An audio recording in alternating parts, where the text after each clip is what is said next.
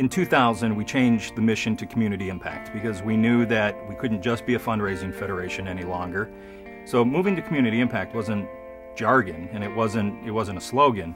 It was kind of going back to our roots and being clear that we exist to change people's lives. And the way you do that is you mobilize folks into collective action. Once we changed the mission to impact and Local United Way started moving in that direction, more and more local leaders, local CEOs and volunteers started asking themselves, well, what do we really stand for though? We work to advance the common good. And what we believe is that in order to do that, you've got to create opportunities that allow people to have a better life. And the way we think you define better life, a good life, is in the areas of education, income, and health. You have to have a decent education, graduate in order to be able to sustain yourself and a family. You've got to be financially stable in order to be able to make decisions to actually take advantage of the choices you have. And if you don't have your health, you don't have anything.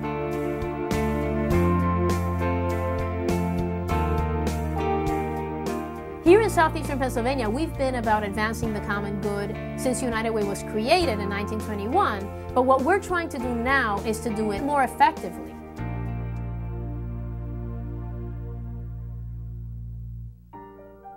Historically, United Way used to be a goal-oriented organization, but focused on a single goal. How much money are we going to raise every year? The strategic alignment is an alignment that continues to keep the organization goal-oriented, but now focuses the goals on impacting our communities. I definitely love the education, income, and health focus areas because, to me, they touch every single person. I think they speak to every worry, every concern, and every aspiration of all Americans, not just poor Americans, not urban Americans, not rural Americans, but all of us.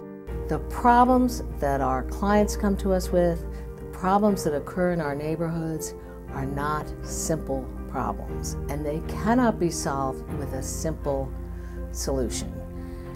The families come to us with deficits in education, health, income, their personal lives. In fact, their spirits need help and bolstering.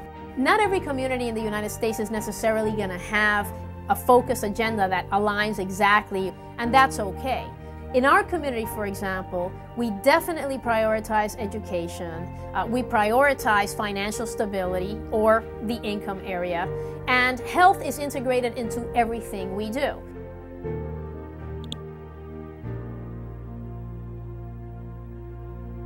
Giving continues to be really important to United Way, and I'm an advocate in the system that we continue to talk about money, because it takes money to change communities. But giving is no longer sufficient.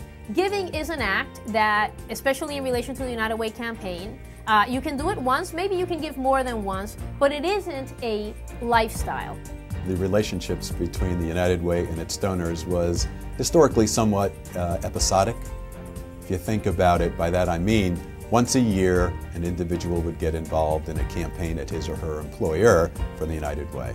But it was rather impersonal, and it was limited in contact. We recognize the need to change that at this point. When we talk about giving, volunteering, and advocating, then we're talking about living your life 365 days a year in a different way, in a way that frankly connects you with others on a constant basis.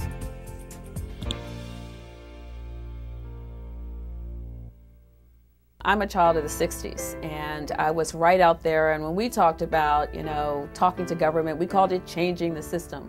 Today we call it advocacy, but I think it's still the same. It's about advancing the public good and joining together and really getting out there and letting your voices be heard, understanding what the issues are, and talking to those who really make the decisions every day.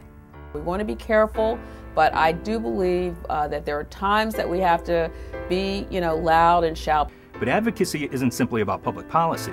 It's mobilizing people into collective action. Sometimes it's policy, sometimes it's awareness building, sometimes it's advocating on behalf of children in an education system that don't have a voice for themselves.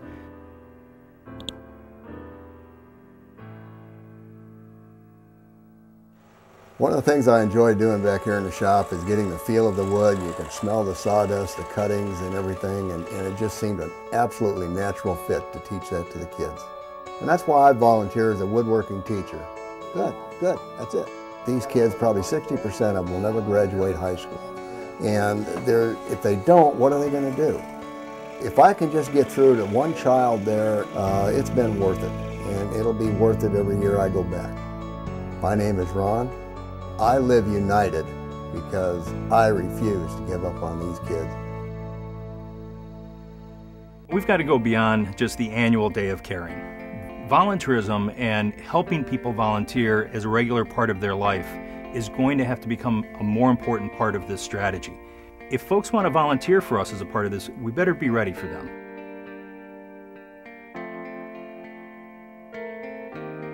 Many of our donors are baby boomers who will be leaving the workplace shortly.